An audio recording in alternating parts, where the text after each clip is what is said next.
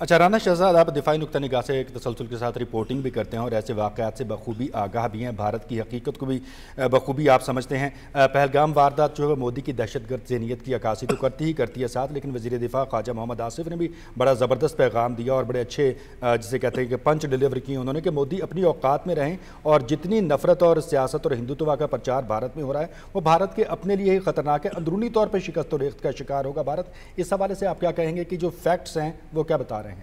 जी मनाज़र, आपने बिल्कुल दुरुस्त सिमत की तरफ निशानदेही की है। भारत इस वक्त शदीद जो है सियासी प्रेशर का शिकार है। अभी जो रिसेंटली भारत में आम इंतखाबात हुए, पहली बार जो हिंदुत्वा की जो जमात जिसको प्रचार या आलमदार है बीजेपी, उसको तकरीबन पूरे भारत में हर जगह बड़ा टफ टाइम मिला और बड़ी मुश्किल से उन्होंने अपनी वफाक में हुकूमत बनाई है।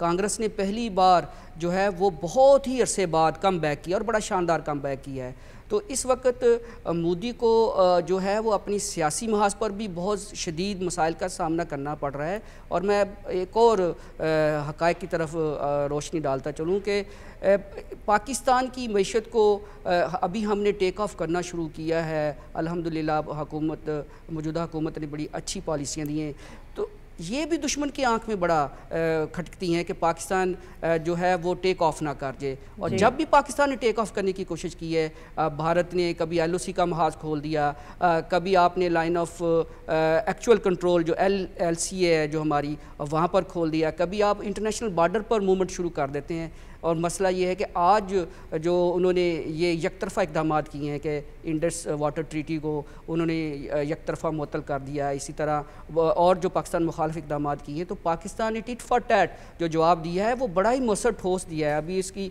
एक और छोटी सी मैं बात बताता चलूँ अपने नाज़रीन से कि जो हमने जो शेयर की हमने एयर स्पेस जो बंद की है भारतीय फ़ज़ाई कंपनियों की, उससे भारत की जो इकानमी है उसको बहुत बड़ा धचका लगा है। ख़ास तौर पर जो उनकी इंडियन एयरलाइंस ऑपरेटर्स जो इदारे हैं वो इस वक्त चीख रहे हैं। अब जो भारतीय अवाम है वो इस वक्त अपने हुकूमत पर सवालात उठा रही हैं कि आपने किस तरह पहलगाम वाक़या होते ही ठीक 10 मिनट बाद पाकिस्तान के ख़िलाफ़ FIR दर्ज करा दी। ये मुमकिन ही है दुनिया में कि आप इतना बड़ा एक वाक़या होने देते हैं जिसे आप सो कॉल्ड दहशतगर्दी कहते हैं, जबकि दुनिया भर का जो इंटरनेशनल मीडिया है वो इसको गन मैन फायरिंग करार दे रहा है। अभी तक मैं आपको ये भी बताता चलूँ कि आज जो डोनाल्ड ट्रंप अमेरिकी प्रेसिडेंट ने जो पहली बार इस इशू पर बात की है, उसमें भी उन्होंने इसको टेररिस्ट एक्टिविटी करार नहीं दिया पूरी। आप उनकी जो हमने आवाज़ सुनाई है और सहाफ़ियों से बातचीत सुनाई है, उसमें भी उन्होंने इसको टेररिस्ट एक्टिविटी करार नहीं दिया। वो भी इसी को ये कह रहे हैं कि ये पुराना इशू है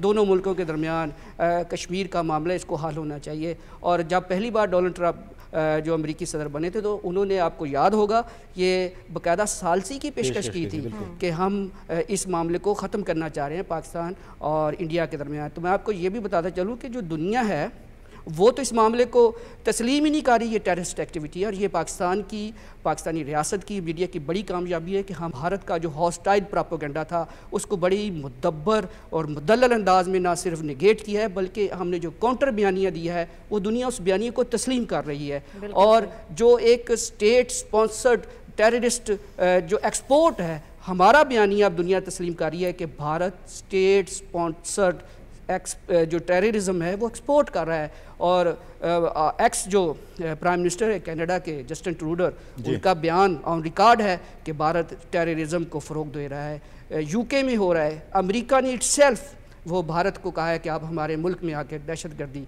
कर रहे हैं। तो ये एक बड़ी वाज़े ठोस हकीकत है कि भारत का जो एक चेहरा है, जो दोरा मियार है, वो दुनिया के सामने अया हो चुका है। जी।